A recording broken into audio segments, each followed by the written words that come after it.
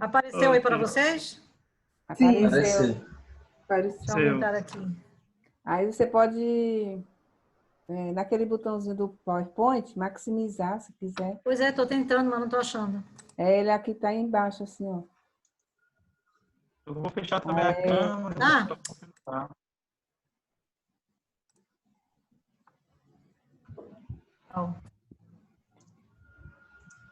Bom, gente, então, boa noite a todos. Boa. Feliz em falar mais uma vez um pouquinho dos nossos projetos. Eu vou falar um pouquinho da piscicultura. Na realidade, eu devia ter mudado o nome, não é piscicultura, deveria ser aquicultura, porque a gente trabalha mais geral, trabalha com carcinicultura, trabalha buscando também a questão da ostreicultura orgânica, porque a ostra é produzida nos mangues, mas a gente sabe que os mangues estão muito poluídos, então a gente busca outras alternativas para tentar fazer esse tipo de produção. E aí eu vou mostrar para vocês umas coisas no caminho. Então, eu sou da UFPB, né? Para quem não me conhece ainda, eu sou da UFPB e sou coordenadora do Laboratório de Ecologia Aquática. Então, a aquicultura, no geral, ela se refere a todas as produções de seres aquáticos. Então, dentro da aquicultura, nós temos a piscicultura, só com peixes, a carcinicultura com crustáceos, onde o mais desenvolvido no Brasil é a criação de camarão, a malacultura, que é a produção de moluscos. Nós chamamos também a produção de ostreicultura, especificamente da ostra, mas ela está dentro da malacultura. Temos a produção ranicultura, que é a produção de rãs, e a algicultura, que é a produção de algas, tanto macroalgas como microalgas. As macroalgas, elas são usadas em diversos produtos, principalmente cosméticos e farmacêutica também. Mas também temos as microalgas, que é uma produção bastante importante, principalmente para quem produz larvicultura para a aquicultura. Então, todos os organismos aquáticos, eles iniciam se alimentando de microalgas. Os impactos da aquicultura, eles são muitos, né? Tem impactos positivos e impactos negativos. Os positivos são muito óbvios. Ele interfere na economia da região, gera emprego e renda e produção de alimentos. Os negativos é que essas produções geram muitos resíduos. Então, como os animais têm que ser, vocês sabem, qualquer criação de animal tem que ser alimentada, né? No caso, a única que não recebe alimento, ração, por exemplo, é a produção da malacultura, porque os próprios mariscos e ostras, eles absorvem, eles filtram o que está na água, onde eles estão, e por isso não precisa de alimentar. Mas todos os outros têm que colocar ração, e onde coloca ração, na água, isso gera nutriente e vai eutrofizar os ambientes aquáticos, tá? Então, isso leva a esse aumento dessa eutrofização. Ainda temos a questão da introdução de espécies exóticas. Então, a maior parte da piscicultura nossa, por exemplo, ela é feita com espécies exóticas. Temos a tilápia, que vem da África, temos o tucunaré, que vem da Amazônia, temos o tambaqui, que vem da Amazônia, e a gente acaba trazendo sempre espécies de outras regiões para fazer esses cultivos. Temos também o camarão marinho, que vem da Ásia, eu acho, o vanamei. E também a disseminação de doenças. Então, quando a gente tem uma criação, muitos animais juntos, nós acabamos possibilitando, favorecendo, potencializando a disseminação de doenças. E essas doenças, elas acabam indo para a água, quando é questão de fungos, de bactérias, etc. E quando vão para a água... Salada, pai. Oi? Quando eles vão para a água, quando essa água é descartada no ambiente, ela acaba atingindo também o ambiente. Então, é extremamente perigoso essa questão das espécies exóticas. Bom, a diminuição de impactos na agricultura, ela pode ser realizada. Então, ela tem um impacto positivo importante que a gente não quer que deixe de existir. A gente quer que as pessoas ganhem dinheiro e quer que haja a produção de alimentos. O que é que a gente precisa fazer? Diminuir os impactos negativos. Então, de maneira a tornar essa atividade mais sustentável. A primeira coisa que eu falo sempre é a questão de não usar tanques-rede em ambientes lênticos.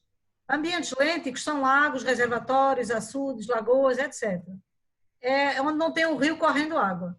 Então, se a gente tem a água parada, ela vai ter um tempo de residência maior. E essa água acaba metabolizando todos os nutrientes que estão no ambiente. Então, quanto mais nutrientes eu jogo, mais esse ambiente vai estar eutrofizado, com as suas consequências. Então, nesses ambientes, o aumento da eutrofização leva à ocorrência, dominância de cianobactérias, que são algas, na realidade são bactérias fotossintéticas, né? Que elas podem produzir toxinas. Então, é extremamente perigoso e aumentar a eutrofização no ambiente aquático, principalmente se ele vier a ser necessário para ser usado como água de consumo. Então, quando eu olho nos açudes do semiárido, tanque-rede dentro do açude, até me dá uma dor no coração. Por quê? Porque aquilo vai gerar... A ração tem que ser colocada nos tanques-redes, muita ração, porque os peixes crescem muito. Excretas da ração, resíduos da ração, as excretas dos peixes, vai aumentar a carga orgânica do ambiente e com isso a gente entra no processo de eutrofização. Os ambientes lênticos do semiárido, eles já têm tendência de eutrofizar de uma maneira natural. Por quê? Porque eles perdem muita água por evaporação. Então, se a água evapora, há uma acumulação desses nutrientes, tá? Então, a eutrofização é algo muito perigoso, muito ruim, que a gente deve evitar de todo jeito. Então, em ambientes lênticos, principalmente no semiárido, deveriam ser usados viveiros ou tanques para fazer essa criação de peixes e não dentro do ambiente aquático. Era assim que era feito no início, mas requer um grande manejo. E as pessoas, para facilitar a vida e ter menos gasto, colocaram os tanques-redes dentro dos ambientes. Por um lado é bom, porque não tem que se preocupar com a qualidade de água, mas vai chegar a um ponto que todo o açude vai estar ruim. Então, isso vai trazer a limitação da própria produção aquática dentro do açude. E aí, se o ambiente era usado para irrigação, se era usado para consumo humano, aí acabou também, não tem mais o que fazer. Tá? Na realidade, a gente pode fazer outras coisas para melhorar, mas é bem mais difícil. O melhor é prevenir. Melhorar as rações para diminuir a quantidade de excretas para o ambiente. Então, se as rações forem mais ricas, forem mais ricas em proteína, em nutrientes assimiláveis, que não sejam tão descartados no ambiente, produzir fora dos ambientes naturais, né, que é o mais adequado, usar espécies nativas. Por que é que nós não usamos espécies nativas? Estamos usando a tilápia que vem lá do Nilo. Por que é que nós não usamos espécies nativas? Estamos trazendo as espécies que vêm da Amazônia. Porque não tem pesquisa. Então, se nós tivéssemos pesquisa com as nossas espécies, não precisaríamos trazer espécies de fora. E fazer também o policultivo. Então, policultivo com espécies que tenham nichos diferenciados melhora muito a qualidade de água. Então, pensando que depois eu vou descartar essa água para o ambiente, quanto melhor tiver a qualidade dessa água, melhor. Então, se eu tenho, por exemplo, um peixe que fica na coluna de água e um peixe que fica no fundo, eu dei aqui o exemplo da tilápia e do camarão. A tilápia e o camarão marinho. Dá para criar em conjunto, porque a tilápia não come o camarão. A tilápia come plâncton e come na coluna de água, vai se alimentar da ração, e o camarão vai se alimentar do fundo.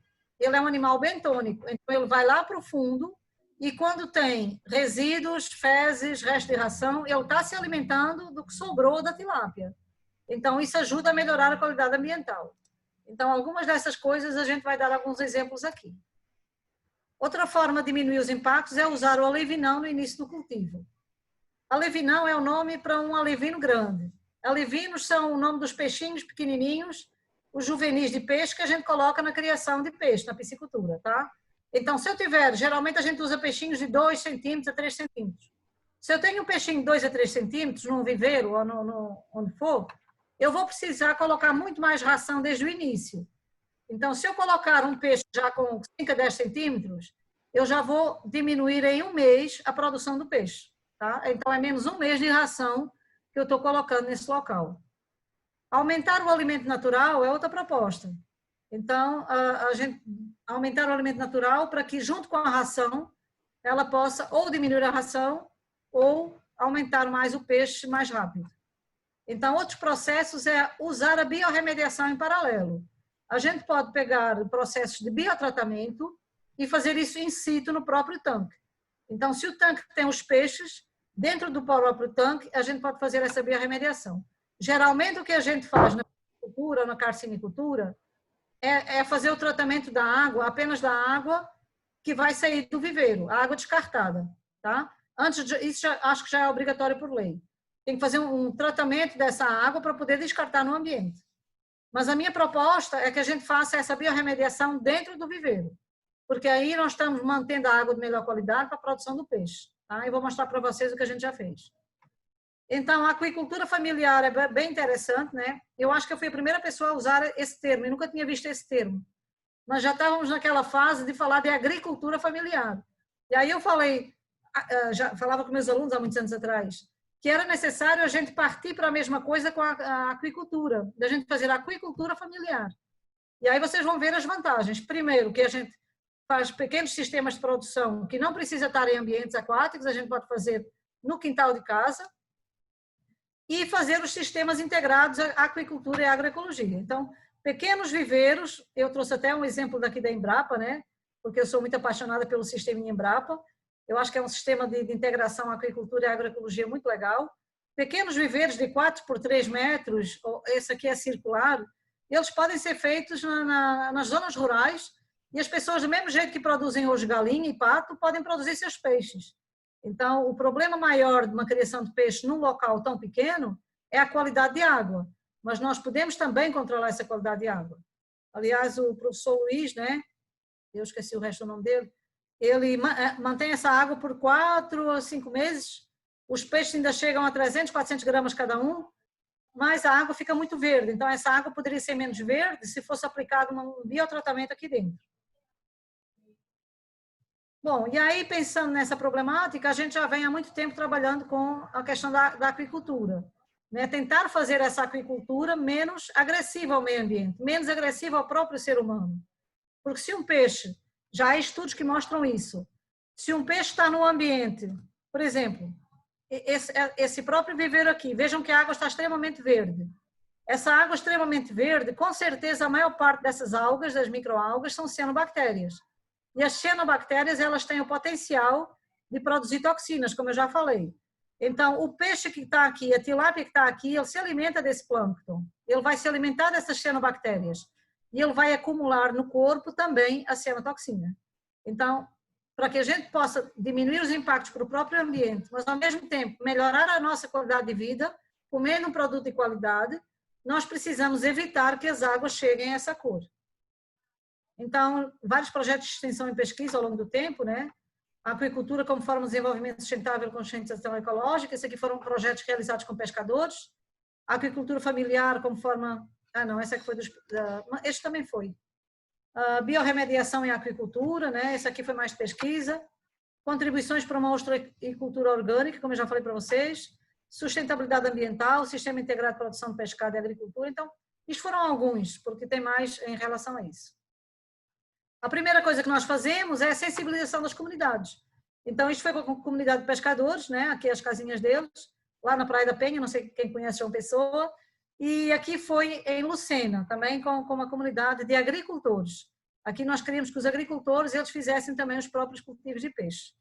Então, tem que explicar para as pessoas o que fazem. Os nossos projetos extensivos, eles são muito completos. Então, a gente ensina desde a escavação do viveiro, os cuidados a ter aqui, né, botar cal para esterilizar o viveiro, e aqui foi o adicionamento de fezes de para fazer a fertilização do viveiro para que o plâncton possa crescer. Então, o enchimento dos viveiros, fazer a ração, porque vocês sabem que uma das coisas mais de uma produção animal é a ração, né? Os animais têm que ser alimentados. Então, para os animais serem alimentados, geralmente as pessoas compram essa ração. Um dos insumos mais caros numa produção animal. Então, nós não só ensinamos a tomar conta, né, entender o ambiente aquático como um todo, mas nós também ensinamos a fazer a ração. Então, essa, por acaso, é minha daqui de casa. Vocês olharem a data, 25/6. Essa ração aqui em casa. Por quê? Porque eu também tenho alguns peixinhos e eu gosto de saber o que eles comem. Porque se eu vou comê-los depois, né, e nós somos aquilo que nós comemos, eu sei que aqui tem bertalha, eu sei que aqui tem folheira, eu sei que aqui tem farelo de trigo, né? Eu sei que aqui tem proteína de... Então, a gente pode controlar tudo o que os nossos animais se alimentam. Eu faço essa ração para as galinhas, para as minhas galinhas, né? Que são poucas, são só aqui no quintal, e também para os peixes. Então, essa é uma proposta de ingredientes de ração da doutora Jane Torella, uma colega minha, que ela trabalha com esses materiais nessas percentuais, tá? Então, se eu vou fazer 10 quilos de ração, eu tenho que respeitar essa quantidade de material aqui. Ela trabalha com varredura de cevada, né? Quando a gente trabalha para os projetos, geralmente a gente consegue nas fábricas de cerveja, né? Como doação. Hortifruti e granjeiros, e aí vem as folhas de tudo que tiver disponível, casca de fruta, todas essas coisas, raspa de mandioca, sangue bovino é a nossa fonte é a fonte dela, né? A minha vai ser a soja, porque eu não tenho acesso a sangue bovino. Resíduo de coco, no caso, ela indica ser o coco ralado, né? O coco que já foi tirado o leite de coco, a palha, o bagaço mesmo. Aí ela adiciona fosfato bicálcico e pré-mix vitamínico para que tenha um equilíbrio nas vitaminas e nos minerais. Tá? Nós já fizemos uma adaptação dessa ração. Então, eu tenho em casa, né? Porque a gente não quer comprar nada.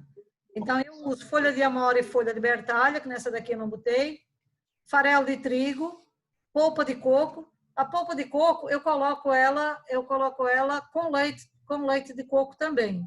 Por quê? Porque na maior parte desses ingredientes não tem muito lipídio, né? Podem ver que a maior parte não tem lipídios. Então, eu entro com o próprio leite do coco como fonte de lipídios. A proteína texturizada de soja que eu compro no mercado, casca de mandioca. A casca de mandioca, na realidade, não é aquela casca branca, que tem a casca, eu não sei o nome científico, tem a casca branca e tem aquela casquinha marrom, seca. É a casquinha marrom, que tem mais nutrientes. A casca branca não dá para botar na máquina porque ela embucha e não dá para fazer. Fígado bovino também é a fonte de proteína que eu uso. Eu uso o fígado bovino porque ele é mais fácil de comprar, mas também porque ele é muito rico em vitaminas. Então, se vocês forem para as fontes de vitaminas, a maior parte deles é do leite, do ovo e do fígado. Então, eu uso o fígado também como complemento de vitaminas. Tanto mais que eu não boto esses dois, o pré-mix vitamínico e o mineral. Eu não compro, isso aqui é comprado. Eu coloco folha de bananeira também, porque é vermífuga, né? Eu boto um pouquinho para poder controlar os animais. E água, né? Porque a gente tem que misturar água na ração para tudo isso. Embora ela depois saia do produto final. Só para vocês terem uma noção, o meu aluno, depois ele fez um levantamento dos nutrientes de cada coisa que estávamos colocando na ração. Então, ele viu a proteína bruta, o GT é as gorduras totais, a fibra, os carboidratos, os monossacarídeos. Então, a gente saiu vendo na literatura, isso foi uma pesquisa através da literatura, o que é que cada um tinha como nutriente. E aí a gente viu né, os constituintes de cada um deles e o quanto tinha no total. Então, a nossa ração tinha 16 gramas, por exemplo, de proteína. Tinha de gorduras 3 gramas e assim por diante. Outra coisa que nós fazemos nos projetos de extensão é mostrar que é melhor vender o peixe num formato beneficiado ou processado do que in natura, né? Porque o rendimento ele passa a ser melhor. Então, dentro do beneficiamento do pescado, nós ensinamos a fazer a filetagem. E dentro do processamento, isso é a minha colega que faz, a Jane, ela ensina a fazer o hambúrguer, a almôndega, a linguiça, né? Tudo isso só à base de peixe. Então, vejam como é interessante o que pode ser feito com peixe e vai ser vendido muito mais caro do que se a gente vendesse o peixe com espinha, com pele, com tudo, in natura, né? Aqui são hambúrgueres de peixe, enfim. Outra coisa que nós fizemos foi a questão da produção de plâncton. Eu falei para vocês que na larvicultura é muito importante que haja produção do plâncton. Então, o que é o plâncton? O plâncton são pequenos organismos que existem na água, que se dividem numa parte chamada fitoplâncton, que é a parte vegetal, que são microalgas, e uma parte chamada de zooplâncton, que são os animais do plâncton. Vejam que são pequenos, no caso aqui a gente tem microcrustáceos. Copépodos, que é esse grandão aqui, e cladóceros, que é outro grupo. Então, esses animais é que no ambiente natural servem de alimento para os peixes. Peixes que se alimentam de plâncton. E todos eles, quando nascem, eles precisam se alimentar de plâncton. Então, mesmo que seja um tucunaré, que é um peixe piscívoro, ele vai comer peixe, Mas quando o tucunaré nasce e ele vai para um ambiente aquático, né, ele está no ambiente aquático, ele vai precisar se alimentar do plâncton. Então, o plâncton é a base da cadeia alimentar do ecossistema aquático. A produção de plâncton é um processo muito complexo, é um processo não é fácil e é muito dispendioso. Então, tem que se comprar todos os nutrientes em separado. Para vocês terem noção, 1 grama da vitamina, acho que era a vitamina B, que precisava colocar na ração, é R$400.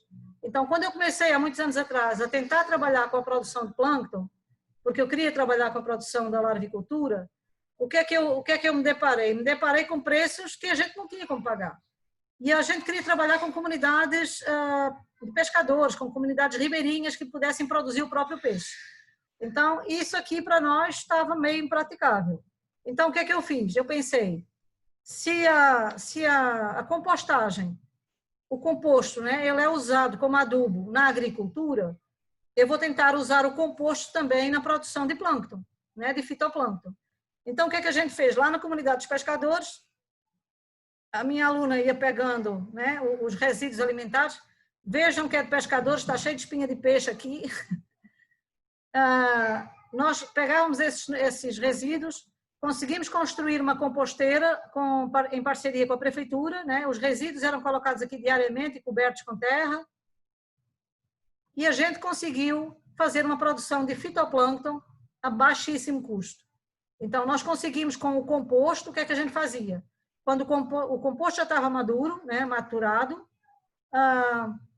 e a gente sabe que ele está maturado porque começam a crescer as plantinhas em cima. Então, quando começava a aparecer um pezinho de mamão, um pezinho de tomate, um pezinho não sei o quê, a gente já sabia que aquela terra já podia ser usada para a formação do composto. Então, a gente tirava, numa caixa d'água, cerca de 1 palmo, a gente enchia com a terra desse composto. E depois enchíamos até em cima com água. Neste caso, era água marinha, porque a gente estava produzindo plâncton marinho. Mas pode ser água doce se a gente estiver produzindo plâncton de água doce, para peixe de água doce. Então, deu muito certo. Deu muito certo, a gente conseguiu a água bem verde, né, uma produção muito boa, e a gente viu que não precisava estar comprando nada, porque a própria natureza não compra nada. E o que a gente está tentando é repetir o que a natureza já faz e já nos ensina. Então, outra forma de produzir o plâncton, a gente testou com o biofertilizante do biodigestor. Esse é o meu biodigestor caseiro. Ele tem um problema, ele perde o gás por aqui, ele nunca encheu essa bolinha que era para encher, mas ele consegue produzir o biofertilizante. Então, vejam que o biofertilizante que é gerado por esse biodigestor, esse líquido escuro, ele é muito bom também para a gente produzir as algas. Então, a gente testou e também deu certo a produção de microalgas com esse biodigestor, o biofertilizante. Então, um aluno meu nós já testamos com biofertilizante de fezes de boi, aliás, de porco. Já utilizámos com biodigestor que estava com fezes de cão, que era da minha casa, que é desse trabalho aqui. Então, aquele biodigestor que eu tenho em casa, eu uso só as fezes dos cães. E a gente viu o seguinte, o crescimento das algas, ele ocorreu porque a gente precisa saber qual é a diluição ideal para a gente conseguir fazer essa produção de algas. E a gente testou 3 diluições.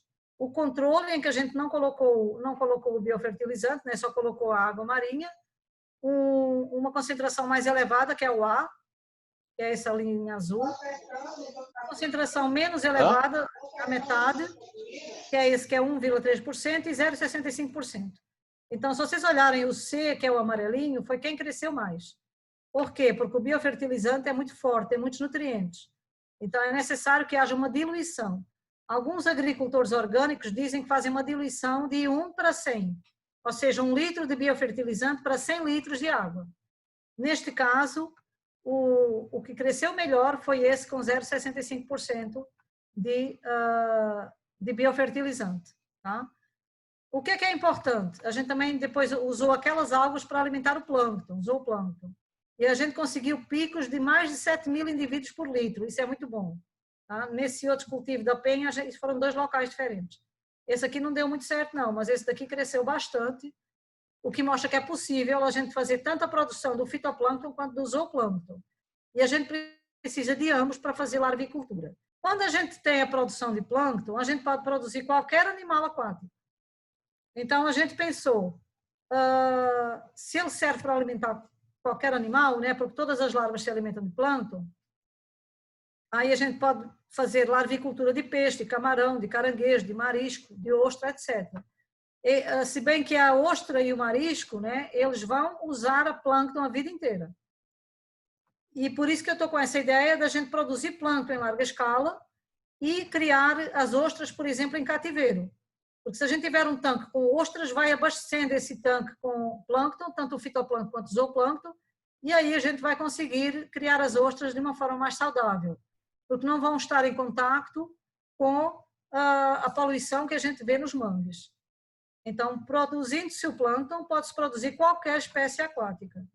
E aí eu tentei com o guaiamum. Então, a larva do guaiamum, né, vocês sabem que os caranguejos cada vez têm menos, né, o impacto, né, a pesca predatória, o extrativismo que existe muito forte, e a gente conseguiu desovar uma fêmea. Aqui foi a primeira larva que apareceu, é uma zoea. A gente estimou a quantidade de ovos desse animal, foi cerca de 240 mil ovos. Então, vejam que uma fêmea de caranguejo, ela pode produzir cerca de 240 mil ovos. Então, desses ovos, o primeiro estágio larvar é esse aqui, o segundo estágio larvar é esse, ele aqui se alimenta do fitoplâncton, ele aqui já se alimenta do zooplâncton, ele aqui já é carnívoro. E o que a gente via é que aquelas larvas conseguiam desenvolver primeiro para essas, se alimentavam também destas. Então, muitas larvas desapareceram pela própria predação, canibalismo de umas com outras. Aqui é a terceira fase larval, e depois vai virar o que a gente chama de pós-larva, um caranguejinho. Então, vejam como é interessante, apenas com a produção de algas e de zooplâncton, né?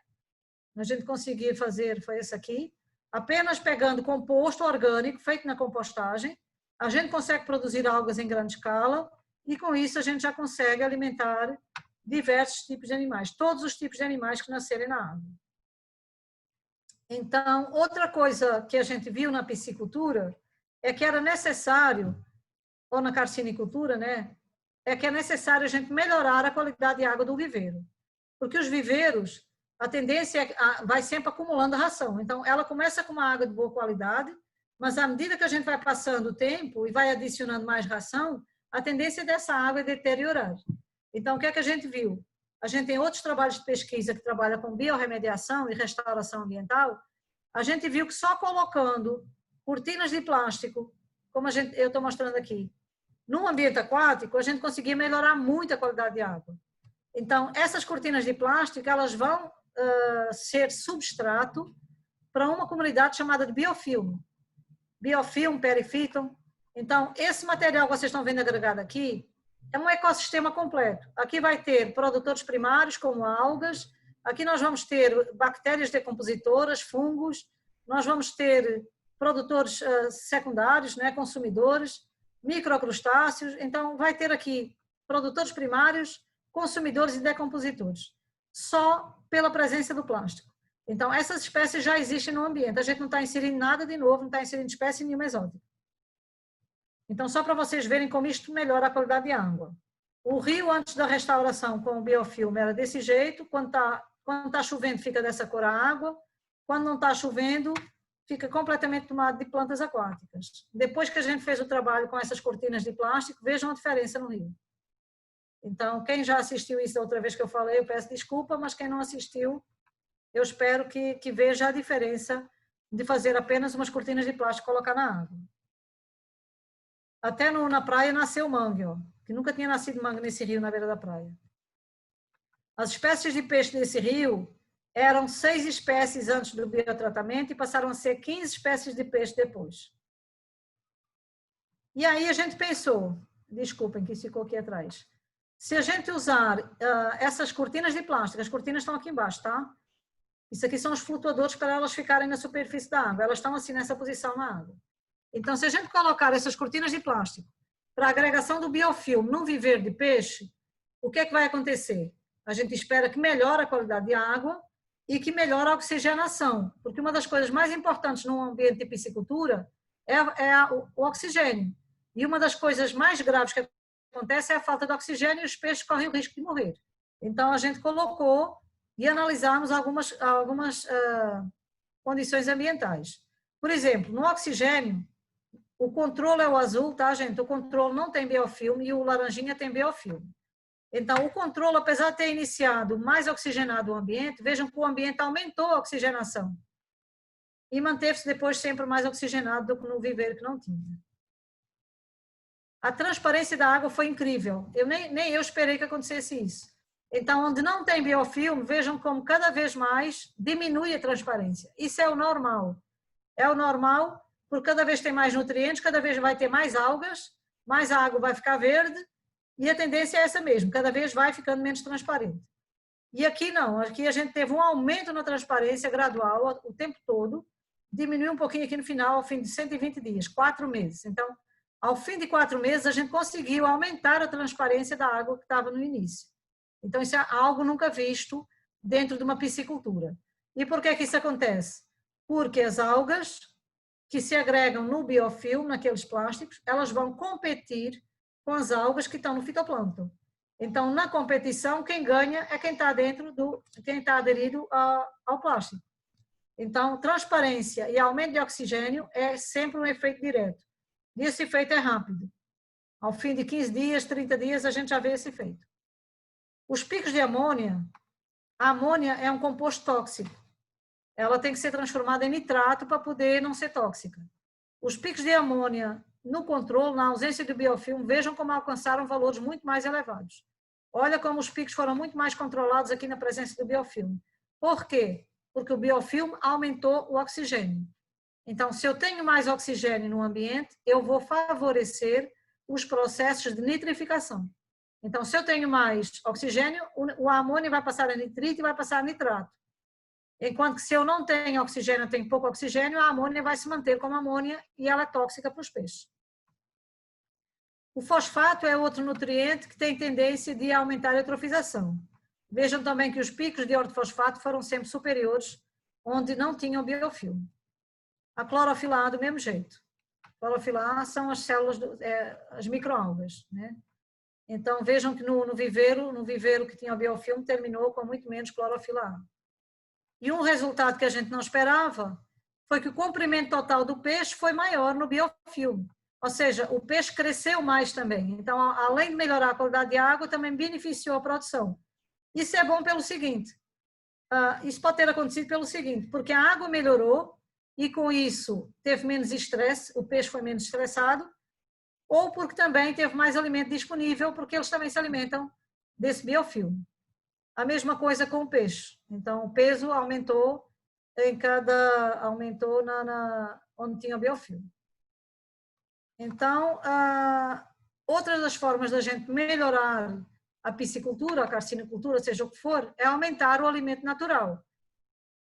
Então, no aumento de alimento natural, eu vou mostrar para vocês um experimento que foi realizado em que nós fizemos o seguinte, nós tínhamos 3 tratamentos.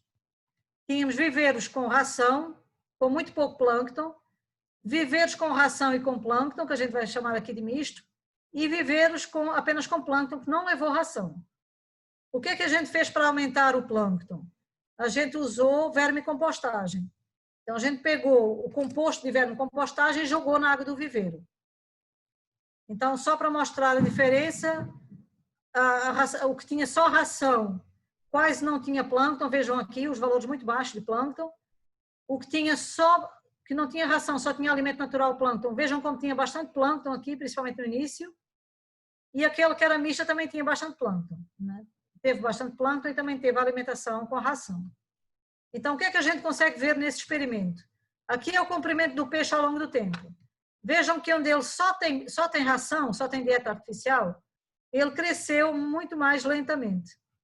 Vejam que ao fim de 75 dias, ele está menor do que esse aqui que tinha o alimento natural, que tinha o plâncton. Com 30 dias, ele já estava maior do que esse com 75 dias.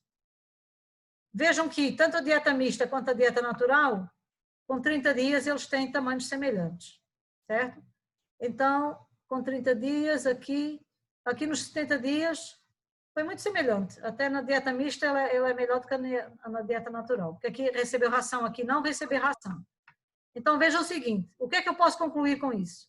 Que um peixe alimentado com plâncton, sem colocar um pingo de ração, ele, nos primeiros 30 dias, ele vai crescer o mesmo, aqui deve ser 35 dias, vai crescer o mesmo que cresceu alimentado com ração. Então, eu posso deixar de gastar um mês de ração e o meu peixe vai alcançar o mesmo tamanho do que um peixe alimentado com ração. Vantagens para o ambiente. Eu não estou inserindo nutrientes a mais, eu estou atrasando o processo de eutrofização. Então, aumentar o alimento natural, a mesma coisa com o peso. Tá? Vejam que o peso desse alimento só com ração, ele não cresceu tanto do que esses alimentados com a dieta natural. A dieta natural e a dieta mista foram muito semelhantes.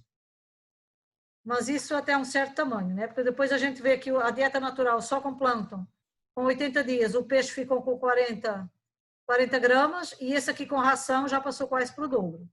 Então, a partir dos 30 dias, a gente realmente orienta que deve ser adicionado ração. E aí a gente passou para testar camarão, né?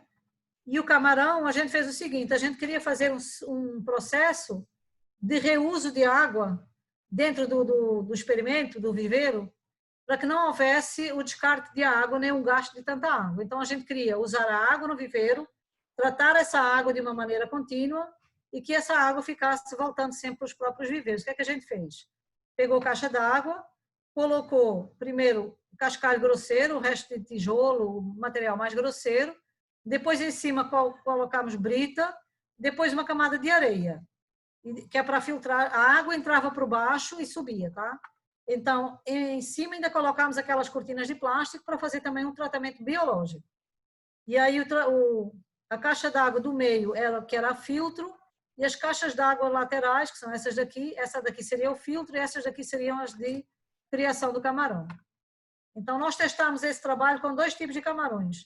Testámos com o camarão marinho, né, o Litopneus vanamei, e testámos com o camarão da Malásia, Macrobráquio. Então, esses foram os camarões que a gente testou lá naquelas caixas d'água. Então, o que é que a gente testou aqui? Na realidade, a gente testou nesse experimento o tratamento da recirculação de água e testámos também a ração. Nós utilizamos a nossa ração e utilizamos a ração comercial. Compramos ração para camarão e comparamos o desenvolvimento do camarão nas 2 rações. Então, o que é que a gente viu? O camarão que a gente chamou de orgânico seria esse aqui da linha azul. E o outro camarão com ração comercial seria esse da linha vermelha. Vejam que o camarão azul, da linha azul, cresceu tanto e terminou com um tamanho semelhante ao da linha vermelha, o que significa que a nossa ração foi adequada a um crescimento semelhante de um camarão para o outro. A mesma coisa aqui com essa curva da biomassa, do peso. Só que aqui a gente vê que o camarão com a ração doméstica que nós fizemos, ele cresceu mais em peso do que em comprimento. Em comprimento ficaram iguais, mas em peso ele ficou mais pesado. Acredito que esse camarão passou a ter, talvez pela questão da nossa ração ser um pouco mais gorda, né, porque mantinha o leite de coco, ele manteve mais gordura no próprio animal. Isso também foi visível na questão das fêmeas. Nós encontramos fêmeas ovadas primeiro na presença dos animais que foram alimentados com a nossa ração. Isso aqui são as ovas do camarão. E aí a gente tentou fazer a larvicultura. O que é que a gente fez? A gente fez a mudança de salinidade, né, porque esse camarão é de água doce, mas ele para a reprodução precisa de água salgada. Então, fizemos essa mudança gradual, demos alimento de qualidade, que era o plâncton, e fizemos controle da qualidade de água. Então, nós conseguimos produzir a larva 1, que é a zoeia, nasceu nesse formatozinho, passou para uma larva 2, que é essa aqui, passou para uma larva 3, não, 1, a 2, a 3, a 4, a 5 e a 6. Então, nesse tamanho, ele já pode ser inicializado o larva 6, ou 8, ou 10, ou 12, são larvas que já podem ser comercializadas. Tá? Então, foi possível, a partir da nossa alimentação, seja de plâncton, seja da nossa ração, fazer um produto, né, neste caso o camarão da Malásia, independente de grandes insumos, de grandes compras de materiais. Então, depois nós fizemos também uma análise sanitária desses animais. E o que é que nós vimos? Nós vimos o CMI é a ração industrial. Esse CMO seria a ração nossa orgânica. Aqui é o mercado, aqui comparamos com o camarão que trouxemos do mercado público e aqui o camarão comprado no supermercado. Então, nós comparamos esses 4 tipos de camarões e olhamos os micro-organismos que eles tinham no próprio organismo deles. E nós vimos o seguinte, que o camarão, os micro-organismos heterotróficos, psicotróficos, não me perguntem o que é, porque eu não sou especialista nessa área, ele tinha muito menos aqui na nossa produção com a nossa ração. Então, a nossa ração não só deu o mesmo desenvolvimento ao camarão, como ele permitiu que esse camarão tivesse melhor qualidade sanitária. Então, vejam aqui, 10/4. 10/4 é menor do que 10/5, que é menor do que 10/6, que é menor do que 10/5. Então, o nosso camarão apresentou melhor qualidade sanitária em relação a esses organismos. Testamos também os coliformes totais. E nós vimos que o nosso orgânico, de novo, foi o que teve melhor qualidade, mas teve também semelhante, podem ver que os valores aqui são menores, 0,4, 0,7, 0,4, mas foram semelhantes aos do supermercado, porque ambos foram a -1, tá? Então, são produções muito boas. Além de gastar-se menos dinheiro na produção da ração, conseguiu-se um camarão de mais qualidade. A mesma coisa com os coliformes termotolerantes. Nós vimos que estes daqui tiveram menor quantidade desses organismos do que os do mercado público e os alimentados no mesmo local. Repara, esse CMI foi a nossa produção também. Então, o manuseio, o guardar, tudo foi feito da mesma forma. Desses daqui a gente já não sabe, né? A gente já não sabe, mas a gente só comparou o produto final que seria para consumo da pessoa. Esse aqui foi criado do mesmo jeito, no mesmo local, com a mesma alimentação, não. A mesma qualidade de água, com tudo. Também teve um sistema de biotratamento, né, de água circulando do mesmo jeito. Mas vejam, a única coisa que foi diferente daqui para aqui foi a alimentação. Foi a nossa ração ao invés da ração industrial. E vejam como também apresentou melhor qualidade. A mesma coisa com os coliformes termotolerantes. E aí a gente ficou animado, né? E aí agora a nossa busca é, será que é possível criar camarão fora do ambiente marinho? Porque os camarões, eles são criados, a carcinicultura é feita nos manguezais, né? Vocês sabem, no Paraná não. No Paraná eles não têm os manguezais, aí eles fazem em viveiros. Mas no Nordeste, na maior parte do Nordeste, grande destruição dos manguezais foi por conta da produção do camarão. Então, se houver essa produção fora do mangue, será que é possível? Com a água, com outras águas? Então, a gente viu o seguinte, que se for água doce, é possível criar camarão, desde que essa água ela seja rica em sais, seja uma água mais dura, seja uma água com carbonato de cálcio. Então, é possível sim criar o camarão.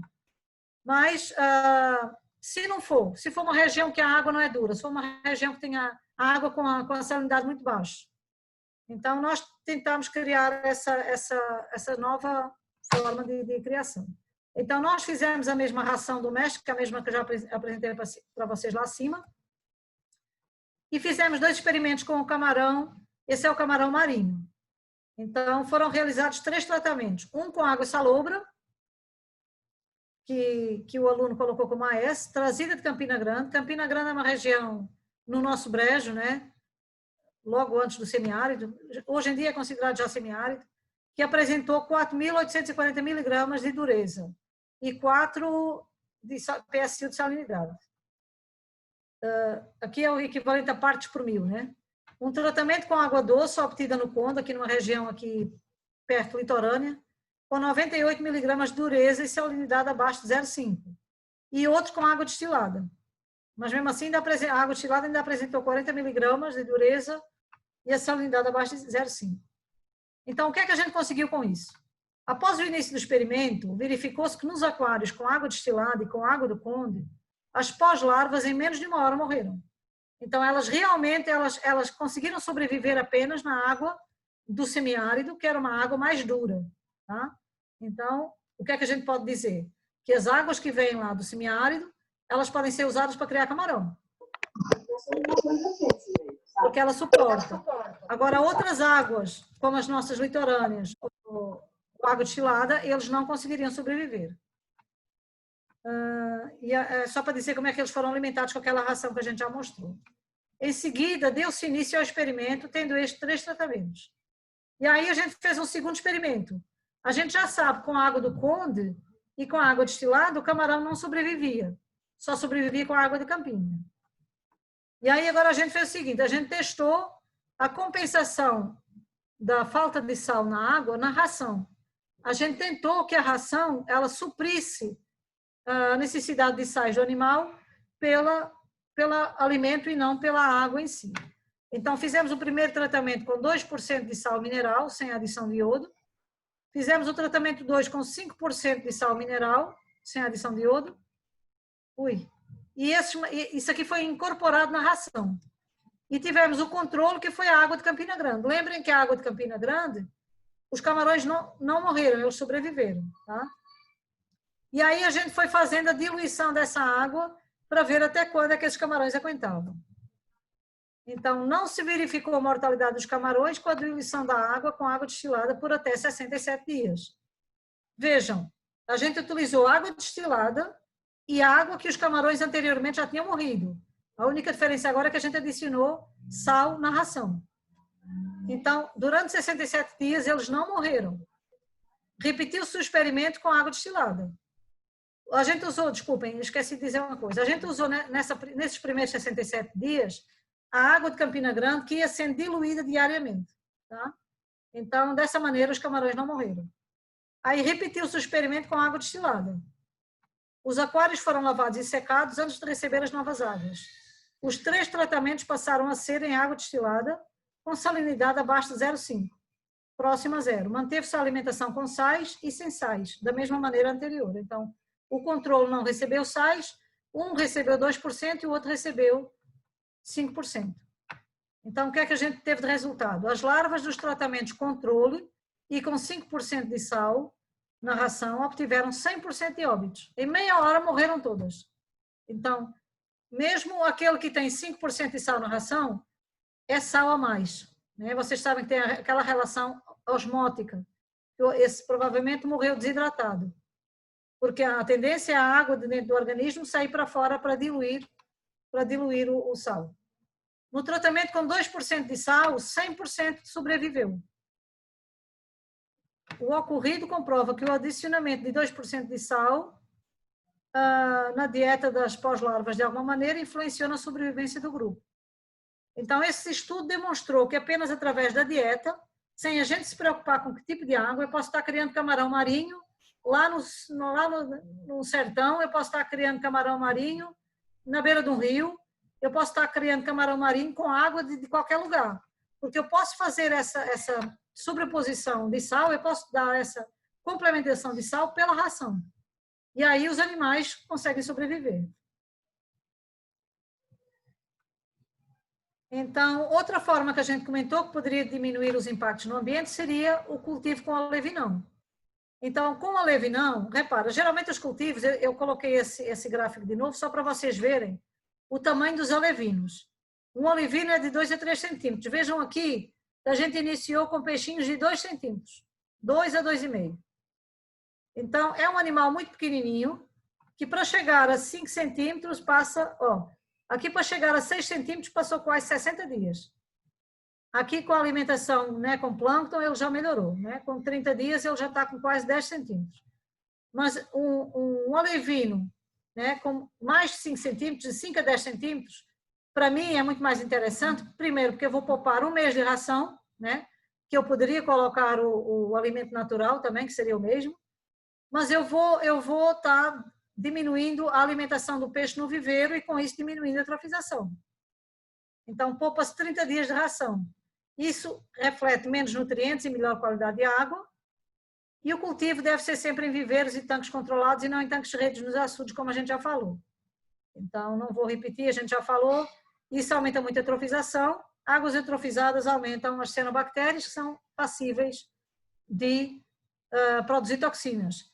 E as águas do semiárido, é um absurdo colocar tanque-rede num açude do semiárido, onde nós temos falta de água para abastecimento humano e nós contaminamos essas águas com ração, com excretas de peixe e as águas se tornam eutrofizadas, extremamente verdes. Essa maior parte da cor verde é de algas que produzem toxinas.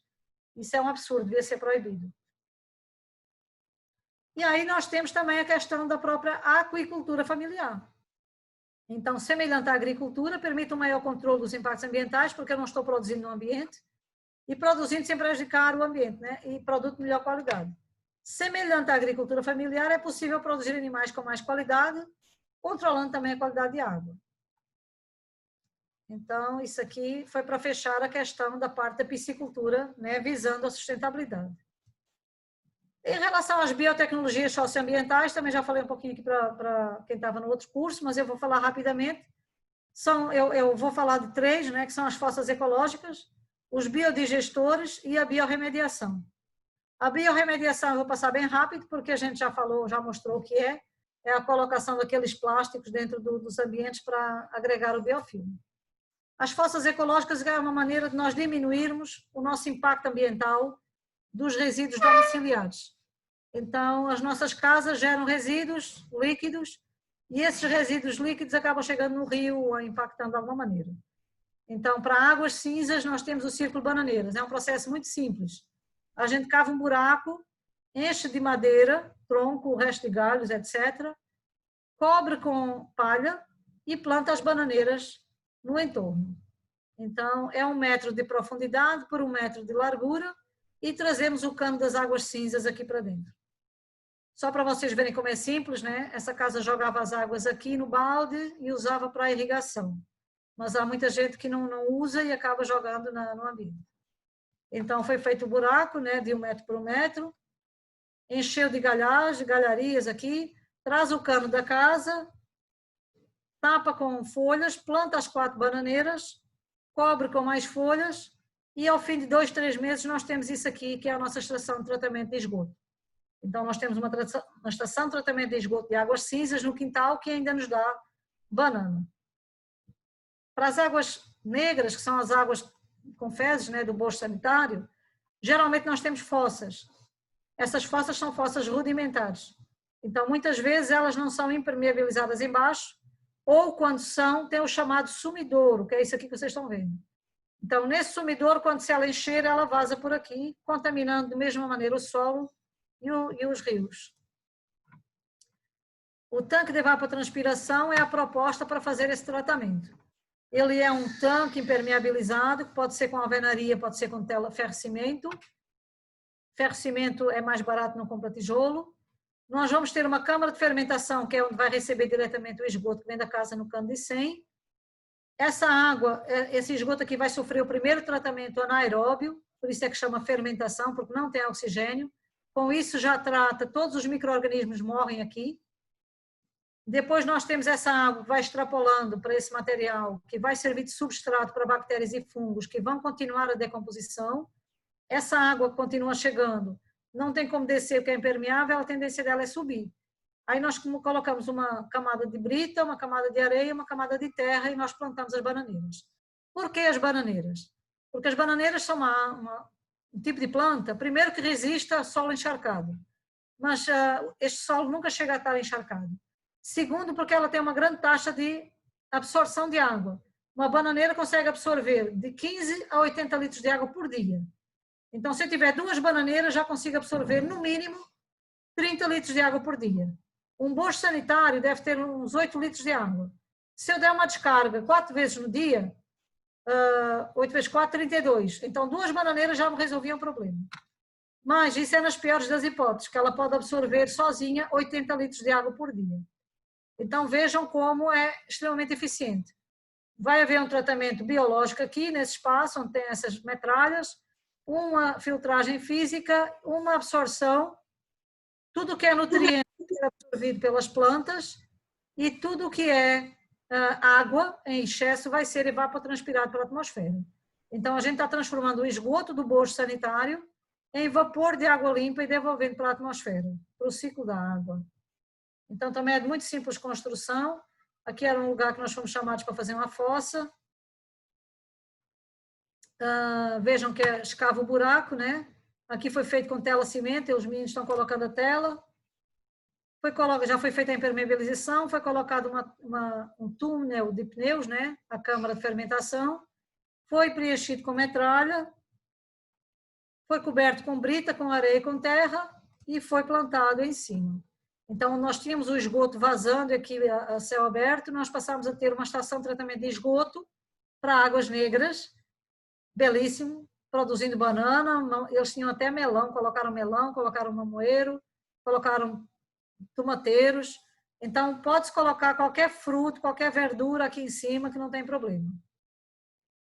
Então, com isso a gente evita que esses materiais estejam chegando no ambiente. Então, essa tecnologia é social e ambiental.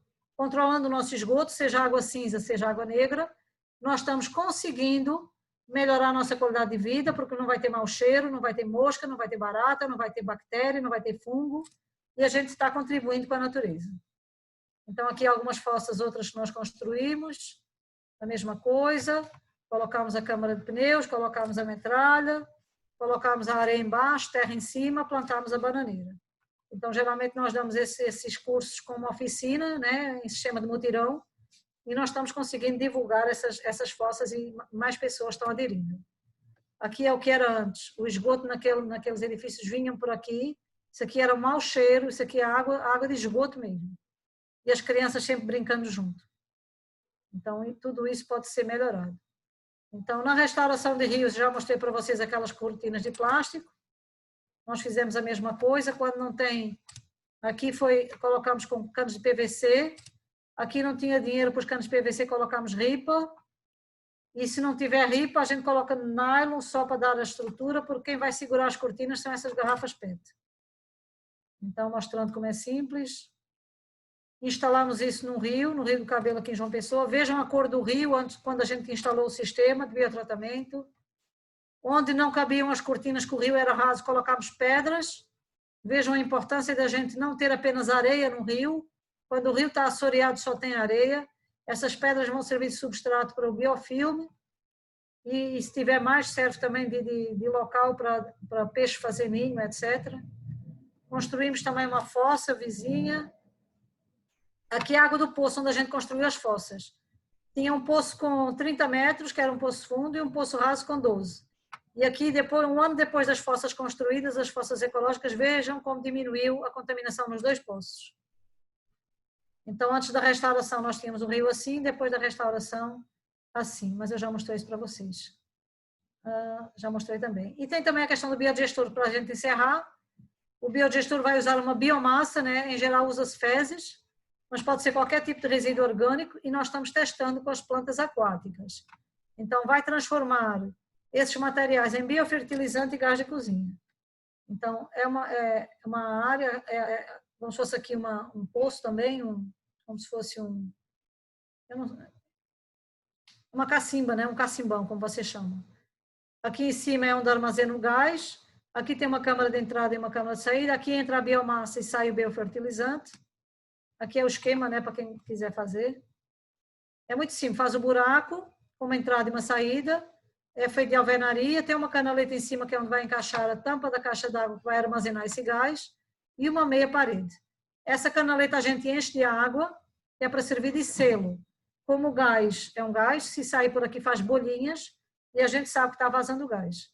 Então é uma ótima alternativa para o saneamento ambiental e para melhorar a qualidade de vida das pessoas que passam a não ter mau cheiro.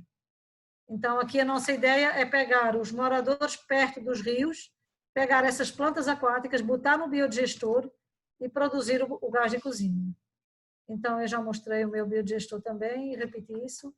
Aqui é o biodigestor que eu coloquei lá na granja, porque eu gosto de testar as coisas antes de dizer para os outros fazerem, né? Que é para depois ter conhecimento de causa. Aqui é o nosso pequeno biodigestor, que já está com um caninho e está levando para o fogão de cozinha. Então, o problema desse gás é que não tem pressão, né? Ele não tem pressão e ele não chega muito longe.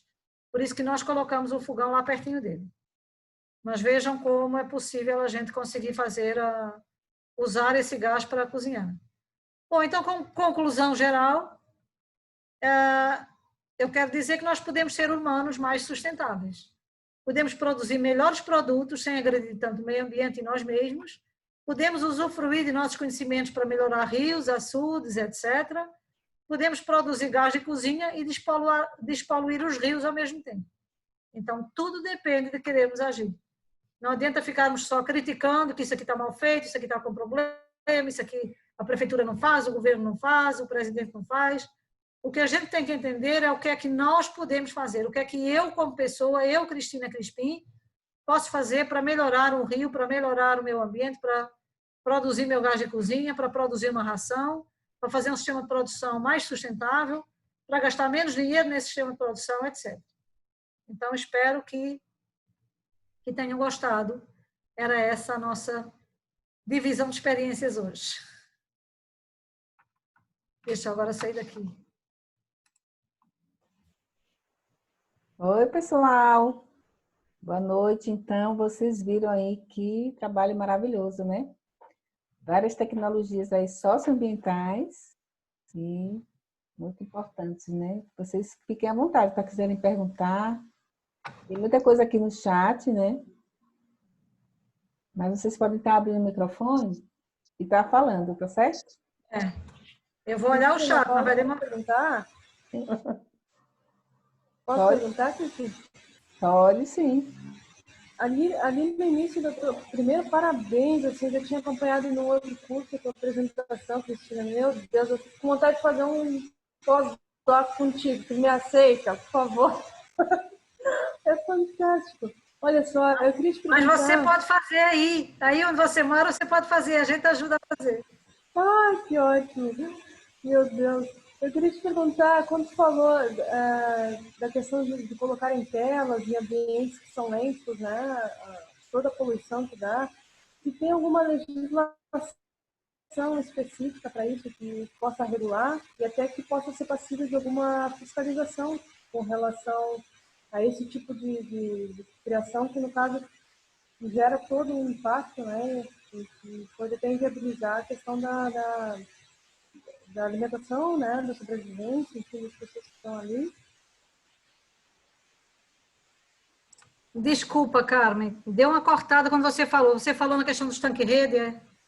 Isso, do tanque-rede, eu queria saber se tem alguma legislação que regularize isso, que possa até gerar ser passível de alguma fiscalização para evitar esse impacto. Tem uma legislação que é muito incompleta, é muito fraca. Não diz, aliás, não diz nada para um açude semiárido. Porque ela diz o seguinte, é possível fazer piscicultura com tanque-rede, ocupando uma área de 1% do reservatório. E aí eu pergunto, o que é 1% no reservatório do semiárido? Se ele estiver cheio, é um valor. Se ele estiver secando, é outro. Se ele estiver seco, é outro. Então, a gente não tem como dizer. E mesmo que eu diga assim, eu posso usar aqui, posso colocar... O pessoal, quando coloca, quer dizer, usa um açude que é público, coloca os tanques-rede, ganha dinheiro em cima daquele peixe que está produzindo, que ele privatiza, né? Privativa a situação, e depois todo mundo deixa de poder usar a água para consumo porque ela fica eutrofizada. Então, é assim um absurdo, uma falta de solidariedade que eu não sei como é permitido. Então, o que eles dizem é isso, não existe uma legislação que proíba. E isso é muito ruim. No semiárido, principalmente, que passa anos sem sangrar um açude, deveria ser proibido. E até porque as pessoas têm que ter água para consumo como prioritária. Aqui no chat tem algumas perguntas. Perguntaram se para fazer a ração usa alguma máquina específica ou é um processador comum. Então, é um processador comum. A gente usa aquelas máquinas de fazer carne moída. A gente compra eu não sei nem o nome daquilo. A gente compra aquelas máquinas de fazer carne moída e geralmente a gente compra e a gente tem no laboratório e vai emprestando para as comunidades cada vez que a gente for. E depois orienta que elas tentem comprar por associação, por comunidade. Não é caro, acho que é 1.500 uma máquina daquelas. E aí já dava para fazer a ração para todo mundo. Porque não se faz ração todo dia, né? Aí podia circular entre as pessoas. Aqui o Márcio colocou que no Piauí, um produtor sugeriu usar fígado de caprino para os peixes do sisteminha. Perguntando o que você acha disso. Olha, todo o fígado, eu acho bom porque o fígado é rico em vitaminas, como eu já falei. A gente usa o que tem. Então, por exemplo, já propus também quem cria galinha pode usar bucho de galinha. A gente fez já ração com bucho de peixe. Quando a gente trabalhou com os pescadores, com a comunidade de pescadores, o que é que tinha mais era peixe. Logicamente que a gente vai botar o peixe na ração para produzir peixe, não é uma coisa pela outra. Mas aquilo que era o resíduo, aquilo que ia fora, a gente aproveitava tudo. Então, por exemplo, quem fizer o processamento do pescado, que fizer a filetagem, tem que tirar a cor de peixe, tirar essas coisas, tudo isso pode ser usado na ração. A única coisa que a gente tentou usar na ração foi as brânquias, né, as guelras do peixe, e não deu certo, porque também embucha na máquina. Ele não passa pelo negócio e aquilo entopa toda hora. Então, a gente descartou. Eu tentei usar porque ela é rica em sangue, e o sangue é rico em alguns elementos, como ferro, etc. Mas aí não deu certo. Então, eu descartei as brânquias, mas a gente usava o bucho do peixe. Ele pergunta também sobre a palatabilidade. O fígado de carneiro, pode sim. Eu acho que é um fígado de um animal, então todos eles devem ter o mesmo valor. Ele pergunta sobre a linguiça, né? A palatabilidade da linguiça, se já foi feito algum teste organoléptico com nutrição. Então, a gente não fez esses testes que o pessoal, né, faz na universidade, de testar e fazer passar por várias pessoas, etc. Mas eu provei, é ótima. Então, se você acreditar em mim, você pode fazer. Nessa altura, a gente não tinha na equipe uma pessoa que fizesse isso, mas hoje em dia nós temos um colega que trabalha com essa questão de inventar novos produtos e fazer esses testes. Legal. Aí o Alan, né? O Alan pergunta assim, se tem uma pesquisa em horta mandala com piscicultura. Olha, a horta mandala, ela foi criada, inventada, né, por um paraibano. E o William, qualquer coisa assim. E esse senhor, a proposta desse senhor era que o centro era um lago. E esse lago é o coração da mandala. Nesse lago tinha a criação de peixe, e a partir da criação de peixe e de pato, ele fazia toda a fertirrigação da horta mandala. Então, o correto, o certo, né? Não quer dizer que as outras sejam erradas, mas já são adaptadas. O original foi com a criação de um lago no centro da mandala. Com a piscicultura no centro da mandala. Muitos elogios, né? Muitos elogios aqui no chat para você, Cristina, dando os parabéns, obrigada, né? Aí o Toniel deu os parabéns aqui e disse que está comparando com o que eles fazem lá em Roraima também. Se quiserem falar, viu, gente? Só abrir o microfone aí e falar. Oi, Cristina. Oi, Toniel, pode falar. Parabéns, Cristina. Eu estou aqui animadíssimo, né? Pena que eu cheguei atrasado, porque eu estou justamente enviando agora um projeto lá que é com a Aldete e com a doutora Terezinha Dias, e eu fiquei encarregado de fazer as apresentações aqui e mandei agora, tive que me atrasar, mas eu vi a parte que eu vi, fiquei comparando com o que a gente faz aqui, porque cada propriedade é uma realidade, né? Mas assim, a gente fica muito animado de ver pessoas como você, com luz, a gente sente essa energia, essa coisa muito bonita que você transmite, né? Que você ama o que faz, isso aí faz toda a diferença. A possibilidade, como é sustentável uma propriedade, né?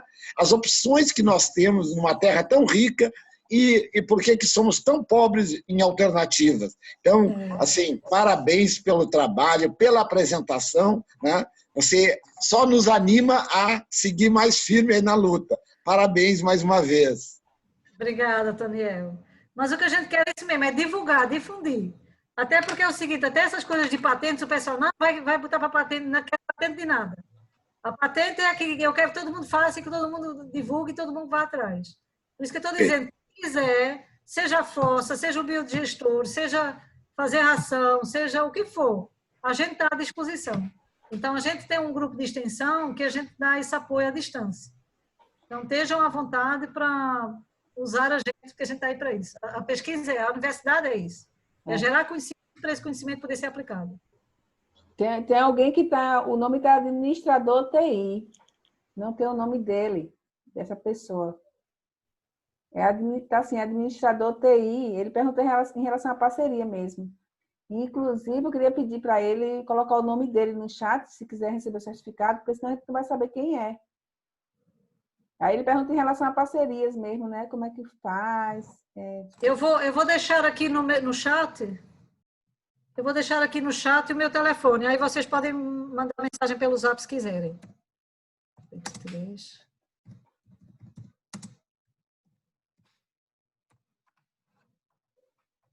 Estejam à vontade para pedir ajuda. No que eu puder ajudar, podem ter certeza que eu vou estar junto. A Joana perguntou isso, como é que faz contato com o grupo de extensão. Aí a Cristina colocou o telefone dela aqui, né? Que deve ser o WhatsApp também. E aí vocês podem estar anotando, né? Para passar mensagem para ela. Obrigada, Joana, o seu está no privado. Aí só quem vê suas mensagens sou eu, viu? É isso, gente. Quem quiser fazer mais pergunta, fica à vontade aí. Aproveita aí a Cristina. Cristina, posso perguntar de novo? Pode, claro. Eu queria te perguntar... Eu botei no chat o endereço do Instagram do nosso grupo de extensão. Aí quem quiser entrar, dar uma olhada, ou conversar comigo, ou pedir ajuda, ou qualquer coisa, esteja à vontade. Pode falar, Carmen. Eu queria te perguntar, naquela questão de vocês estão fazendo remediação, né, um processo de restauração de rios, né? Eu até fiquei pensando assim, claro que ali vocês estavam usando uma tela de biofilme, né? Mas a gente poderia pensar que, de certa forma, grande parte do plástico que, infelizmente, é descartado nos oceanos, que chega nos corpos d'água, ele também teria essa função, mesmo que não sendo intencional, mas de auxiliar na remediação. Claro que depende do tipo de plástico, enfim. Eu já cheguei em rios para fazer coleta e às vezes tem uma sacola do supermercado de plástico no rio. Aí eu disse, olha, o pessoal diz que isso é lixo e tira e joga fora, ou não tira, fica lá. Mas vejam como ele também agrega biofilme. Então, às vezes, esse material, ele auxilia porque ele serve de agregador de biofilme. Mas a gente está tentando, aliás, ia começar a fazer essa pesquisa quando houve isolamento social, de testar com tecido ao invés de plástico. Porque a gente já testou e viu que no rio, durante 5 meses, não acontece nada com o plástico, ele não degrada, não quebra, não racha, nada. Mas a gente já viu no açude que com 8 meses ele começa a ficar quebradiço e a rachar. Então, para evitar também a liberação de nanoplástico no ambiente depois, a gente aconselha que com 5, 6 meses seja trocado todo o plástico. Então, retira todo aquele plástico, aí vai ter que dar um destino, um aterro sanitário, alguma coisa, porque não tem como fazer, e colocar novos plásticos. Mas para evitar isso, a gente está tentando, vai testar, né, o uso de tecido de algodão. E aí, quando a gente fosse tirar do ambiente, ou se tirasse do ambiente, a gente poderia usar para ração, para fazer compostagem, alguma coisa, porque ele vem cheio de biofilme. E esse biofilme é muito rico também em nutrientes. Bacana. A durabilidade pode ser muito menor. Tem visto projetos de restauração ecológica que têm incluído essa parte da sua pesquisa? Tem esse olhar ou ainda está muito resistente ou os projetos têm toda a mesma receita de bolo? Olha, Carmen, todos os projetos que eu já olhei de restauração de rio, ele tem a ver com o controle da entrada de nutrientes. Então, tratamento de esgoto, controle de águas quentes que vêm de indústrias, várias coisas nesse sentido de evitar a entrada de nutrientes. É o desassoreamento, né? Porque tem muitos nutrientes lá, o pessoal faz desassoreamento primeiro. Mas, geralmente, o que fazem nos rios, na maior parte dos rios urbanos, é só desassorear. Aí pega aquele monte de areia, joga nas margens do rio e deixa lá. Então, quando chover, aquilo vai tudo entrar no rio do mesmo jeito. Agora, com o uso do biofilme que a gente está fazendo, já testaram. Já tinha alguns trabalhos, já tinham testado. Eu iniciei essa pesquisa em 2004, quando eu comecei a trabalhar com essas cortinas de plástico, e deu muito certo. E nessas alturas, em paralelo, algumas pessoas também fizeram uma coisa nessa altura, 2004, 2005, 2006. Mas usavam também a estação de tratamento de esgoto como proposta, mas assim, foi tudo experimental, nada foi para frente. E eu já levei essas propostas, inclusive, para a estação de tratamento de esgoto daqui de João Pessoa. Só que a empresa é incrível. Ela disse, se precisar gastar R$1, a gente não tem interesse. Então, dá vontade de dizer, deixa privatizar, para ver se o pessoal começa a competir uns com os outros e acabam tentando fazer o melhor.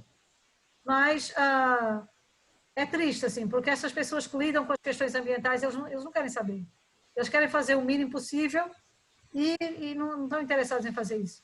Quando teve a transposição do São Francisco, a empresa me procurou, porque onde entra o Rio São Francisco, na Paraíba, tem uma cidade que joga todo o esgoto da cidade dentro do rio, ou seja, estamos recebendo essa água nova e estamos logo contaminando na entrada da Paraíba. Nessa altura, a televisão deu em cima, levantou o problema, eles me procuraram, ainda fizemos um orçamento de quanto é que precisava comprar de plástico, não sei o quê. Aí pronto, nunca compraram, nunca vieram atrás, porque a televisão deixou de falar nisso, aí nunca mais quiseram saber. Pronto. É triste a falta de compromisso que a gente vê com os gestores, né? Mas eu nunca tinha visto nesse sentido de trabalhar o próprio rio, a biorremediação dentro do próprio rio. Porque, na realidade, a gente trabalha a biorremediação com o biofilme e o manejo da macrófita. Então, é fitorremediação e a biorremediação em parceria. Eu ia te perguntar a respeito da fitorremediação, que a gente também trabalha, aquelas estruturas flutuantes, né, as espécies que são sequestradoras de metais pesados, enfim, de vários componentes. Aí vocês conseguem, de alguma forma, conciliar, fazer uma constatação com o trabalho de vocês? Então, a gente concilia, mas para conciliar, a gente tem que controlar as macrófitas. As plantas aquáticas, quando elas crescem demais, elas prejudicam mais o ambiente do que ajudam. Aquilo que elas têm capacidade de absorver, elas conseguem devolver por decomposição muito mais vezes do que aquilo que elas absorvem. Então, além disso, elas têm um problema que elas tapam toda a superfície da luz, então não entra a luz na água, e com isso a gente não tem sistemas de produção, produtividade dentro do sistema aquático, e é só sistemas de degradação. Aí a água fica realmente muito ruim. A gente pode usar a planta aquática porque ela é boa, mas nós temos que estar o tempo todo controlando, ou seja, cresceu demais, tira. Está começando, a folhinha está ficando já amarela para querer decompor, arranca aquela planta. Então a gente vai fazer agora um experimento em outra estação de tratamento de esgoto, em outra cidade, porque o prefeito da outra cidade, a prefeitura, deu-nos apoio, e não posso fazer aqui em João Pessoa porque o pessoal não quer saber de nada. Mas, enfim, a gente vai fazer isso, a gente vai colocar cordas superficiais, macrófitas crescendo nessas cordas, e depois também inserir os plásticos e ver a diferença no efeito de um e outro. No Rio de Janeiro, já existe pelo menos tinha 7 estações de tratamento de esgoto no Rio de Janeiro que já trabalhavam com esse tratamento biológico. Então, eles trabalhavam com papiro, que era enraizada nas margens, e trabalhavam com essa baronesa. Mas elas faziam esse controle, tinha aquelas boiazinhas para elas não saírem dali para fora, para não ocupar mais espaço. Então, o problema da macrófita é só o manejo, porque se ela morre lá onde ela está, ela vai liberar os nutrientes do mesmo jeito. Perfeito. Obrigada, Cristina. E aí, gente, mais alguma pergunta? Eu gostaria. Pois não, Magda, como é que você Faltou está? energia aqui, deu uma queda, mas voltei. Seja Cristina, bem-vinda. Obrigada por todos os ensinamentos. Eu vi da outra vez e toda vez que eu vejo eu aprendo novamente, uma maravilha. Eu tenho uma pergunta em relação se foi feita alguma análise em relação às fezes do cachorro no biofertilizante e a de outros que você já usou, de porco, de gado, se já foi realizada alguma análise. E aqui também, quando a gente faz a bacia de evapotranspiração, a gente costuma colocar, às vezes, serragem, né? Que serragem não tratada também, e uma outra tubulação no final da bacia, que é para a saída de ar e também para comprovar para as pessoas que não conhecem, são meio que descrentes, que não tem um odor. Verdade, eu esqueci de Que a falar maioria do das caminho. pessoas ficam morrendo de medo, assim, porque vai feder fezes por aí, né?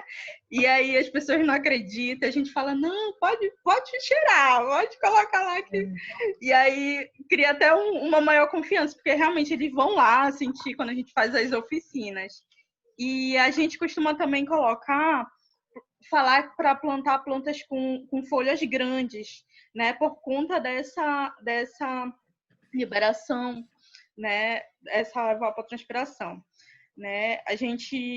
Como a gente faz o plantio das hortas mais com compostagem, com minhocultura, aí a gente deixa mesmo a questão da bacia de evapotranspiração mais para água negra, né, que a gente chama também. E a gente não costuma fazer, é só mais a bananeira, né, quando aparece uma outra folhosa grande de ornamentação que a gente usa. É a taioba, né? Isso, taioba, e tem outras ornamentações também. Aí era isso. Muito Então, bom. Gostei dessa vamos ver ideia. se eu me lembro das perguntas todas, né, Magda? Foram muitas, mas a primeira, a análise já foi feita por biofertilizante. A gente já fez, salvo erro, só de um, em que a gente testou as plantas aquáticas como biomassa. E ele gerou gás e ele deu certo. Por isso que eu me animei de agora pegar todas essas plantas que estão mais no rio e gerar gás de cozinha com elas. O que a gente viu nesse biofertilizante, feito com macrófita, porque ele não cresceu tão bem o fitoplâncton. Fiquei perguntando por que na fezes de cachorro cresceu bem, na fezes do porco cresceu bem, nessa não cresceu tanto. E quando a gente foi a fazer a análise, a gente viu que tinha muito chumbo. O chumbo pode ser um limitante no crescimento das algas. E esse chumbo deve ser o que as plantas estão absorvendo nos rios. Então, isso depois a gente tem que fazer realmente essa análise se for usar para irrigação esse biofertilizante mesmo. Mas aí vê. Se for o caso, se ela estiver realmente acumulando muito chumbo, já há formas de fazer a extração desses metais da própria planta. E um aluno me disse isso, eu adoro os alunos que eu aprendo mais com eles do que eles comigo. Me disse que viu num trabalho que consegue se retirar mais metal pesado dessas plantas do que de uma mineração por área. Porque é preciso não sei quantas toneladas de solo para conseguir não sei quantos gramas de tal metal, entendeu? E que essa produção seria muito menos custosa em termos monetários, porque você está simplesmente tirando da planta, não teria os impactos ambientais que tem, né? Então a gente poderia estar retirando tudo isso do ambiente e recuperando esses metais. Agora, em relação às fossas, sim, elas precisam de um caninho de respiração. Eu já estava preocupada com a hora, falei na carreira. Então, o cano de respiração eu coloco lá dentro da câmara de fermentação, porque é onde vai haver mais ocorrência dos gases, né, pela fermentação. Se a pessoa está preocupada que vai cheirar mal, realmente não cheira. Mas o que eu faço, às vezes, algumas pessoas fazem, é colocar esse cano um pouquinho mais alto, porque aí também, se o pouco cheiro que sai, vai mais para cima. Então, fica resolvido o problema. Em relação às plantas que se colocam em cima, a bananeira já resolve a questão da evapotranspiração. Então, eu prefiro colocar uma couve do que uma taioba. Embora me digam que a taioba, né, é comestível, eu também não sabia, mas também nunca comi. Mas, assim, há outras coisas que podem ser colocadas em cima sem problema. Então, eu dou preferência realmente à questão da horta. E pode comer sem problema, porque não tem mais patógenos, não tem mais nada.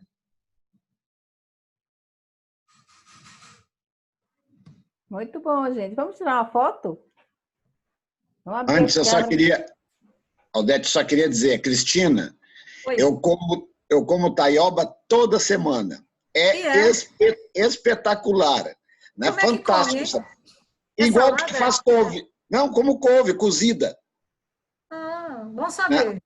Aqui eu compro na feira de orgânicos que nós temos aqui, e tem um colega que produz e eu compro sempre. Olha, hoje eu não sei passar sem taioba, né? Pois e é uma coisa saber. que eu vim conhecer aqui. E outra coisa, assim, tem um trabalho de produção de peixe, no arroz irrigado, né? Aí o arroz é um arroz mais nobre, um arroz negro, um arroz da culinária japonesa, que o agricultor vende ele por um preço muito maior, em consórcio com peixe e com pato. É fantástico. Cada ano, o teor de fósforo na área do arroz aumenta significativamente e você tem a produção de ovos, carne, peixe e arroz. É fantástico. Eu vou apresentar depois isso. Pois é, eu não sou muito afoita para provar comida nova, mas um dia eu vou testar. Eu nunca comi. Não vai se arrepender. Aqui, além da folhosa, né, a gente come a folha da bananeira e o coração da bananeira também. E o palmito da banana também. Também. É tudo. Tudo se aproveita, né? Me lembrando da pessoa, né? Falando, Economia circulante, economia circulante. A gente come a planta e coloca o Minha adubo mãe para fora. fazia xarope com o coração da bananeira, xarope para asma. Tudo é um Aldete, ciclo fechado, tudo é um ciclo agora. viu, Aldete? Oi. Eu estou com uma professora aqui da universidade, a gente está preparando, a gente vai oferecer, né, se o pessoal tiver interesse, um projeto que a gente está fazendo com uma moeda dentro de uma comunidade, criando um banco dentro da comunidade com uma moeda, na comunidade agrícola aqui. O projeto está ficando bem legal. Aí eu vou convidar ela para vir apresentar o projeto aqui. É fantástico. Ah, que legal, eu quero conhecer isso. Que legal, uma moeda da comunidade. Da comunidade. Já tem funcionando no Pará, já tem funcionando no Amazonas, mais em área periurbana, mas agora a gente está indo para a área rural. Eu já tinha ouvido falar nisso, eu achei um espetáculo quando eu ouvi. Quando ela... Independência total. Exatamente. Nossa, que legal. Independência do sistema financeiro, não tem nada melhor. Vamos marcar para estar apresentando. É um sonho, né? Economia alternativa, né? Sim. É isso aí. Vamos tirar foto, então? Cadê o pessoal lá na câmera? Muita gente de câmera fechada. Eu acho que assim à noite o pessoal está mais à vontade. Deve ser só a Joana, Estela, Alejandro, Pijama, o Alan. Isso aí. Vamos lá? 1, 2, 3 e já. Bota lá no grupo. Pois é, vamos marcar uma outra rodada de conversa. Ainda tem algumas nessa, né? Primeira fase. Essa é extremamente interessante, Antoniel. Tem que dividir com a gente como é que começa, qual é o... Como? Com certeza. Uma maravilha. Funciona, né? Como funciona a moeda local, né? Quanto é que vale, né? O que é que vale o quê? É. Muito legal, viu? Tá sem som, Antoniel. A gente vai agendar, o nome dela é Mara Maia, ela é professora da Universidade Federal aqui. E ela participa dos fóruns, e essa proposta que a gente vem construindo, né? E já tem resultados, tem vários aqui no Brasil, positivo, mas na área rural a gente não tem. Então a gente vai fazer um para a área rural, já temos 2 comunidades que querem, e a gente está concluindo o projeto agora. Então eu vou chamar ela para apresentar, ela vai explicar como é que faz o lastro, tudo. É simples, né? Só que no início é mais disciplina, depois a coisa rola, sabe? É muito bacana. Que legal. Muito legal, viu? Pois é. E aí, gente? Mais alguma coisa? Podemos encerrar? Oi? Eu tô só que... Até a próxima. Até a próxima, então. Obrigadão, viu, Cristina? Vamos agradecer a Cristina mais uma vez por esse trabalho belíssimo, maravilhoso, importantíssimo, né? E vamos estar divulgando aí esses trabalhos, muitos pelo Brasil afora, né? Que a gente precisa dar visibilidade. Eu vou me mudar de Abaetetuba para Benevides. E aí eu vou passar mais ou menos uma semana que eu vou morar num assentamento rural. Né, para desenvolver alguns projetos na área da agroecologia. Então, vou passar um pouco afastada, mas se lembre de mim aí, quando eu voltar, bastante experiência legal. A gente vai passar por falta. Mas isso não se faz com os amigos, hein? Fazer um trabalho no assentamento Terra Cabana com MST, lá em Benevides. Boa sorte lá e não esqueça da gente não, viu? Não. Pelo amor de Deus. Maravilha, Quando tiver a internet, aí você volta. Com certeza. Se a gente puder ajudar à distância com a construção de biodigestor, alguma coisa, se o rio tiver poluído, precisar de coisa, se tiver que fazer piscicultura... A gente chama a força-tarefa. Chama os universitários.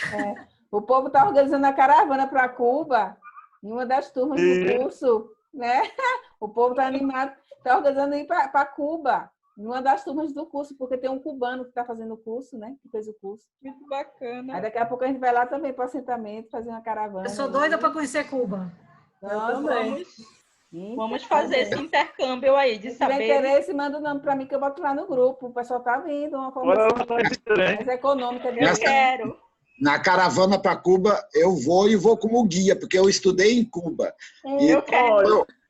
segui junto com... Eu vi o colega aqui, que está aí, que é cubano, né? Então, conheço desde do extremo leste até a região de Guantánamo, conheço bem Cuba mesmo. Então, será um prazer acompanhar, né? E eu fui emprestado pela Embrapa para trabalhar a fruticultura. Assim que a União Soviética abandonou eles trabalhavam praticamente só cana. Aí eu fui dar o apoio introdução do programa de fruticultura de Cuba. Foi muito bom. Outra palestra aí, pelo amor de Deus. Deus. Vou botar o nome de vocês lá, né, no grupo. É Magda, Antoniel, hein? Clécio vai. É uma turma... E Cristina, é uma turma grande, viu? E eles estão vendo uma forma assim mais barata para a gente ir, né? Para ficar lá. Um lugar pra Faz uma palestra dessa experiência lá em Cuba. Mas a gente só vai em 2022, né? Porque essa pandemia. É verdade. Eu quero ir para Cuba, Sueli. Gente, manda para mim no meu privado os nomes, que eu vou acabar esquecendo. Um abração, então, viu? Até a próxima. Um grande abraço. Tchau. Abraço, gente. Tchau, tchau. Tchau. Tchau, gente.